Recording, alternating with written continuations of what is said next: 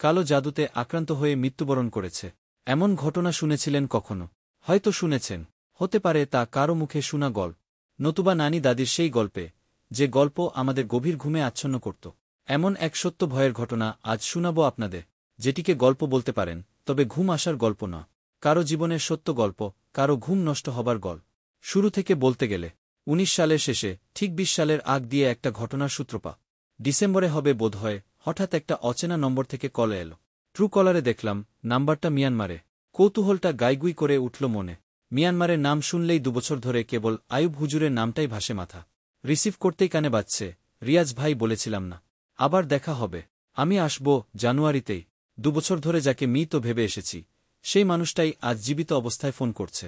কান্নাটা বোধহয় অবধারিতই ছিল আমা। বেশিরভাগ লোক হয়তো আইয়ুব হুজুরকে চিনেই গেছেন, তবে যারা এখনও চিনতে পারলেন না তাদের বলি, ২০১৮তে প্রথমবার উনার সঙ্গে আমার দেখা। সেই সময় আমি খুব খারাপ অবস্থায় ছিলাম, একদম ভুক্তভোগী। কপালে ফের বললে ভুল হবে না, তো আমার কুফরি বান্টার ট্রিটমেন্ট উনি করেছিলে। আইয়ুব হুজুর ভারী রহস্যময় আর ধার্মিক মানুষ, গায়ে অদ্ভুত সাদামাটা ভাব, কিন্তু চোখের চাহনি একেবারে বিদ্যুতের মতো। সেই ঘটনার পরে ২টা বছর একদমই উনার খবর পাইনি। এমনকি কিছু ঘটনাচক্রে আমি প্রায় ধরেই নিয়েছিলাম উনি আর বেঁচে নেই। মাথায় সেটা গেঁথে গিয়েছিল, মনে হয়েছিল সব শেষ। একজন মানুষের অভাব বুঝতে পারা যায় ঠিকই, কিন্তু আমার ভেতরটা একদম শূন্য হয়ে গিয়েছিল। সেই শূন্যতা কখনো কাউকেই বোঝাতে পারিনি। কিন্তু হঠাৎ করে ২০১৯ এর ডিসেম্বরে এই অচেনা নাম্বার থেকে ফোন আসে। সেদিন থেকেই ২০ সালের জানুয়ারির জন্য দিন গুনতে শুরু করলাম। উনার সাথে আবার দেখা হবে সেই আশায়। জানুয়ারির শীতটা কক্সবাজারে একেবারে হাড় কাঁপানো। সেই শীতের কামড়ে একেবারে দাঁত কটকট করে। রাস্তাঘাট ধোয়াটে কুয়াশায় ঢাকা, চোখে ঠেলে কিছুই দেখা যায় না। সকালবেলা শ্বাস নিতেও কষ্ট হয়। ঠান্ডা বাতাস বুকের মধ্যে একদম তীরের মতো বিঁধে যা। হাত পা একদম জমে আসে, মনে হয় রক্ত টান মেরে গেছে। আর রাস্তার ধারের মোড়গুলোতে লোকজন গরম চায়ের কাপে হাত সেকে বসে থাকে। এমনই শীতের দিনে, জানুয়ারির ১৪ তারিখে আমি আবার গুরুত্বপূর্ণ ফোনটা পেলাম। আইয়ুব হুজুর কল দিয়ে বললেন, উখিয়া বাজার আসরিয়া। আমি স্টেশনে বসা, গাড়িতে করে ছুটছি উখিয়ার দিকে। সেদিন সাগরে শিপ নামানো নিয়ে পার্টনারদের সঙ্গে একটা জরুরি মিটিং ছিল, একেবারে ইম্পর্টেন্ট, বড় বিজনেসের ব্যাপার। কিন্তু সেই মিটিং ক্যান্সেল করে দিয়েছি, আইয়ুব হুজুর ডেকেছেন বলে। এমন ডাক কি আর ফেলে রাখা যায়? আজ আমার এই অবস্থানের উছিলা তো উনি। জানালা খোলা রেখে গাড়িতে বসে যাচ্ছিলাম। শীতের হাওয়া গায়ে লেগে কাটা দিচ্ছিল, কিন্তু আমার মধ্যে তখন অন্যরকম উত্তেজনা। উখিয়ার দিকে এগোচ্ছি, আর মনে হচ্ছিল একটা অদ্ভুত যাত্রায় নেমেছি। গাড়ির হেডলাইটের আলোয় কুয়াশা কেটে রাস্তা দেখা যাচ্ছে। আমি ছুটে চলেছি সেই পুরনো স্মৃতির দিকে। ২ বছর পর উনার সাথে আবার দেখা হওয়ার ইচ্ছেটা যেন আমাকে টেনে নিয়ে চলেছে। উখিয়া বাজারে গাড়ি থেকে নেমে এদিক ওদিক তাকালাম, আর খানিকটা এগোতেই দেখি একটা চায়ের দোকানে আইয়ুব হুজুর বসে আছেন। দূর থেকেই চিনতে পারলাম, তবে চেহারায় অনেকটা বদল এসেছে উনা। আগে যে শক্তপোক্ত শরীরটা দেখতাম, তার জায়গায় এখন বেশ কাহিল অবস্থা। শুকিয়ে একদম চামড়ামাস্ক মেরে গেছেন, আর শরীরের চামড়াটা একদম কালচে হয়ে গেছে। গায়ে ময়লাকাদা লেগে থাকা একটা শার্ট, চুল এলোমেলো, পরনে পুরনো একখানা মলিন প্যান্ট। মনে হচ্ছিল বহুদিনের পরিশ্রম আর কষ্টের চিহ্ন নিয়ে বসে আছেন।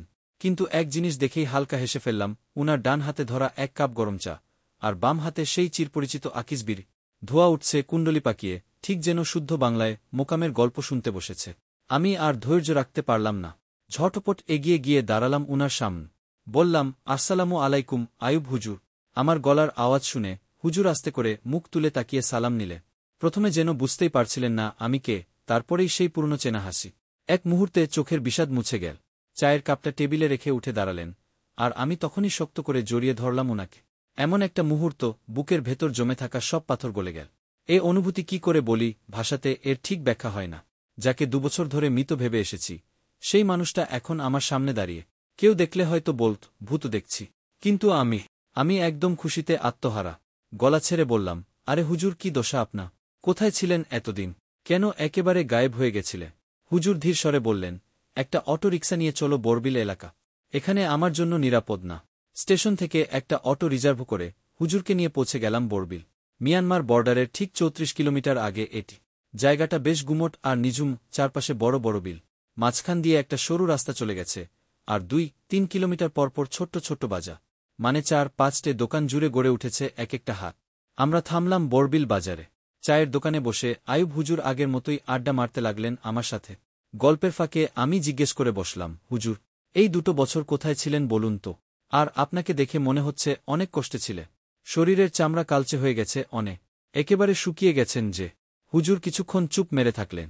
চায়ে চুমুক দিয়ে চোখটা মুছে নিয়ে বললেন, সে কথা কি আর বলবো রিয়াজ ভাই, এমন কিছু জিনবদরাগীকে সামলাতে হয়েছিল যারা মানুষের কাছে আসলেই তার মৃত্যু নিশ্চিত।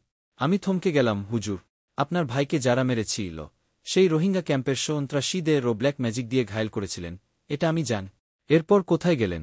হুজুর এক চিলতে হেসে বললেন, ঠিক ধরেছ, সেই কাজটাই করতে গিয়ে জব্দ করেছিলাম এক ভয়ানক জাতের জিন যাদের বলে জাহামুর। এই জাহামুরগুলো মানুষকে স্পর্শ করলেই কালান্ত। একবার যদি ওদের কবজায় কেউ পড়ে তার আর বাঁচার উপায় নেই। আমার ভাইয়ের খুনিদের ধরে ঘায়েল করেছিলাম জাহামুর জিনের দ্বারা, কিন্তু তারপরে এই জাহামুরগুলো আমার গলাতেই এসে ঝুল। এরপরে শুরু হলো আসল মুশকিল। হুজুরের বলা কথাগুলো প্রথমে কিচ্ছুটি মাথায় ঢুকছিল না। আমার মুখের হাবভাব দেখে উনি একটু হেসে বললেন, বুঝলে রিয়াজ, মিয়ানমার থেকে পালিয়ে আসতে হয়েছে আমাকে। সেখানকার জিনতান্ত্রিকদের সাথে যা গ্যারাকল বাঁধিয়েছি তাতে আমার প্রাণও ও যেতে পার। অন্যদিকে কিছু সন্ত্রাস দলও আছে তা জানো। এখানে অনেক শত্রু আমা, এদের মধ্যে মানুষই বেশি। আরেকটু লুকিয়ে থাকতে হবে। তবে চিন্তা করিও না, সামনেই এক ফুফাতো ভাইয়ের বাড়ি আছে, সেখানেই যাব চলো। জাহামুর জিনের সব কাণ্ডকারখানা খুলে বলবো তোমাকে। শুধু শোনাই না, নিজে চোখেও দেখাবো। আমি চমকে উঠে বললাম, দেখাবেন মানে? কেমন করে দেখাবেন? হুজুর আবার মুচকি হাসলেন, ঠোঁটের কোণ দিয়ে বিড়ির ধোঁয়া ছাড়তে ছাড়তে বললেন, ফুফাতো ভাইয়ের শালা আর শ্বশুর আক্রান্ত হয়েছে এই জাহামুর জিনের হাত। যা ঘটেছে তা তোমাকে দেখাব। যা দেখবা তা জীবনেও ভুলতে পারবা না। সত্যি বলতে, এমন চমৎকার অভিজ্ঞতা পাওয়ার কথা তো আমি ভাবতেও পারিনি। কপালে এমন ভাগ্য নিয়ে এসেছি যে 2 বছর পর হুজুরের দেখা পাওয়া মানে অলৌকিক অভিজ্ঞতার ঝাঁপি খুলতে চলেছি। মনে হচ্ছিল লটারি পেয়ে গেছি। খুশিতে তড়িঘড়ি করে একটা অটো ডেকে নিতেই যাচ্ছিলাম, কিন্তু হুজুর হাত দিয়ে বাধা দিয়ে বললেন, গাড়ি না, রাস্তাটা ধরতে হবে হেঁটে। বড়বিলের পেছন দিকে পাহাড়ি পথ দিয়ে যেতে হবে। জঙ্গলে ভরা এমন উঁচুনিচু রাস্তা, কোনো গাড়ি যাবে না। এটা শুরুর পথ, পুরো সফরটা এভাবে হেঁটেই যেতে হবে। আমি তো থতমত খেয়ে গেলাম। মনে মনে বললাম, আজকে তো পা ফেপে ফুলে কাঁঠাল হয়ে যাবে। কিন্তু কি আর করার, মনের ভেতর কৌতূহল ঢেউ খেলছে। পায়ের সব কষ্ট মিঠা হয়ে গেল। এক ঝটকায় রেডি হয়ে নিলাম। হুজুরের পেছনে পেছনে হাঁটা ধরলাম ফুফাতো ভাইয়ের বাড়ির দিকে। আমরা প্রায় 1 ঘন্টার পথ পাড়ি দিয়ে শেষমেশ পৌঁছালাম হুজুরের ফুফাতো ভাইয়ের বাড়ি। এ যাত্রায় পিছনে ফেলে এসেছি 3টে পাহাড়, 2টো বিশাল বিল, আর এক ঝর্নার ঝকঝকে স্রোত। পাহাড়ি পথে পায়ের অবস্থা বেশ কাহিল হয়ে পড়েছে, তবে মনে কেমন একটা রোমাঞ্চ খেলে যাচ্ছে। হুজুরের ফুফাতো ভাই আমাদের দেখে দৌড়ে এসে হুজুরকে জড়িয়ে ধরলে। মুখে হাসি, কিন্তু চোখের ভেতর চিন্তার ছায়া। তিনি আমাদের ঘরে নিয়ে গেলে। হুজুর সোজা বলে বসলেন, একখানা লুঙ্গি আর একটা গেঞ্জি দে তো ভাই, আমি একটু গোসল সেরে আসি। ঝর্ণাটা কাছেই ছিল, তাই গোসল করতে ওখানেই গেলেন হুজুর। মিনিট 10 বাদে ফিরে এলেন। ভিজে চুলদারি এলোমেলো, কিন্তু মুখে এক অদ্ভুত প্রশান্তি। ফুফাতো ভাই আমাদের খেতে দিলেন। খিদে পেটে তখন হাঁক দিচ্ছে, খিচুড়ি আর ডাল সাথে আলু ভাজা। দারুণ খাওয়া হল। খাওয়া শেষে উঠোনে গিয়ে বসলাম আড্ডা জমাতে। উঠোনটা বেশ সুন্দর, ছোট্ট কুটিরের সামনে বড় একটা আমগাছ। চারদিকে পাহাড়ের অপূর্ব দৃশ্য, সবুজে মোড়া। উঠোনের মাঝে ঘন পাতাওয়ালা যে বুড়ো আমগাছ। আমরা সেই গাছের গোড়ায় বসে জম্পেশ আড্ডা মারছি। ফুফাতো ভাই একটু কাতর গলায় বলল, আয়ুব ভাই, দেখলেন তো আমার শালাদের হাল। ঘর জামাই হয়ে এসে দিন কাটাচ্ছি, কিন্তু মনের মধ্যে কি ভয় জানেন তো, কবে আমারও নম্বর আসে। 2টো ভাই তো গেল কেল্লা, এখন বাকি আছে 2 জন। এদের কিছু একটা করে সুস্থ করুম। আমি যে আর পারছি না। বুটার কান্না দেখে নিজেরই খারাপ লাগছে প্রতিনিয়ত। ফুফাতো ভাইয়ের কথা শুনে আয়ুব হুজুর চুপ করে কিছুক্ষণ বসে রইলেন। তারপর একখান আকিস বিড়ি ধরিয়ে শান্ত গলায় বললেন, আল্লাহ চাইলে নিশ্চয়ই ওরা সেরে উঠবে। এই পৃথিবীর মাঝে আমিও এক সৃষ্টির অংশ। আল্লাহর দয়ায় কিছু ক্ষমতা হয়তো অর্জন করতে পেরেছি, কিন্তু আমি কারো প্রাণ বাঁচানোর প্রতিশ্রুতি কিভাবে দেব বল তুই? আমার ওস্তাদ মাকরাম পালিত জিন ও হুজুর যেভাবে নির্দেশ দেন সেভাবেই কাজ চালায়। তবে মনে হচ্ছে বড় জনটার অবস্থা খুব খারাপ। তার শরীর ভেতর থেকে ক্ষয় হতে শুরু করেছে। ছোটটাকে হয়তো চিকিৎসা করতে পারব, বাকিটা আল্লাহর ইচ্ছা। ফুফাতো ভাইয়ের মুখে একরাশ বেদনা ফুটে উঠ। তিনি হুজুরের দিকে তাকিয়ে অসহায়ের মতো বললেন, আয়ুব ভাই, আপনি যা পারেন করবেন। বুটার পৃথিবীতে এখন এই 2 ভাই আর বাবা বেঁচে আছে। নিজেকে এতিম ভাবতে শুরু করছে এখন থেকে। শ্বশুর তো এখনও মোটামুটি ঠিক আছে। শালাদের চিকিৎসাটা যেন ফরজ হয়ে গেল এখন। আয়ুব হুজুর আকিস বিড়ির ধোয়া কুণ্ডলি ছাড়তে ছাড়তে আমার দিকে তাকিয়ে মুচকি হেসে বললেন, রিয়াজ ভাই, বুঝনি কিছু? আচ্ছা, তোমায় ভিন্ন তরিকায় বুঝাই। হুজুরের কথায় আমি নড়েচড়ে বসলাম বুঝার জন্য। হুজুর বললেন, তুমি আজ ব্যবসার বিরাট একটি কাজ ফেলে এসেছ। এইটা কিন্তু ভালো করেছ। একটা কথা বলি, যাদের পার্টনার হিসেবে নিয়েছ তাদের মধ্যে লম্বা আর কালো যে লোকটা আছে তার নিয়ত ঠিক নেই। লাভ বাড়লেই সে তোমাদের সাথে পল্টি নেবে। আমি একটু অবাক হয়ে মুখ বেঁকিয়ে বললাম, হুজুর, লম্বা আর কালো তো আমি আছি। আপনি কি আমার কথাই বলছেন? হুজুর হেসে বললেন, হা হা হা, না না, তোমার কথা বলছি না। তোমাকে বাদ দিয়ে আরেকজনের কথা বলছি। মানে তুমি ছাড়া বাকিদের মধ্যে। বুঝলে? আমি লাজুক হেসে একটু নড়েচড়ে বললাম, তা বলুন হুজুর। আমি তো এক মুহূর্তের জন্য ভেবেই নিয়েছিলাম যে প্রথমবারের মতো আপনার ভবিষ্যদ্বাণী ভুল হল। হুজুর সোজা হয়ে বসে আমার দিকে তাকিয়ে বললেন, এই ভুল ভাবনাটাই জাহামুর জিনকে আমার জীবনে ঢুকে পড়ার পথ খুলে দিয়েছে। হুজুর থামলেন না, আবার বলতে শুরু করলেন, যখন আমি আমার ভাইয়ের হত্যাকারীদের শাস্তি দিচ্ছিলাম, তখন ওই খুনির ও দলরা আমায় আক্রমণ করতে আসবে আমি জানতাম। তার আগেই পালিয়েছি। বাসায় ছিল আমার ওস্তাদ মাকরাম হুজুরজি। মিয়ানমারে আমার পুরনো এক জায়গা আছে, যেখানে প্রায়শই নতুন বিদ্যা শেখার জন্য একা আসন বসাতাম। স্থানটি একটা বটগাছের তলা, পাহাড়ের একদম চূড়া। আশেপাশে অলৌকিক শক্তির ব্যাপক উপস্থিতি টের পেতাম সেখানে। 18 সালে যখন আমি পালিয়ে সেখানে পৌঁছাই, তখন জাহামুর জাতির জিন আমায় বলে, তার দরকার একটা জ্যান্ত মানুষের প্রাণ। আমি নাকি ব্ল্যাক ম্যাজিক করি, তাই আমাকে সে বলল একটা বলি দিতে হবে। কিন্তু আমি শুধু চেয়েছি ভাইয়ের হত্যাকারীকে শেষ করতে। কুফরি করার কোনো ইচ্ছা আমার ছিল না। আমি সোজা জাহামুরদের মানা করে দিলাম, পারব না। তখন জাহামুর যা করল তা আমার কল্পনারও বাইরে। কৌতূহলী হয়ে আমার মুখ ফসকে বেরিয়ে এলো, কি করেছে জাহামুর?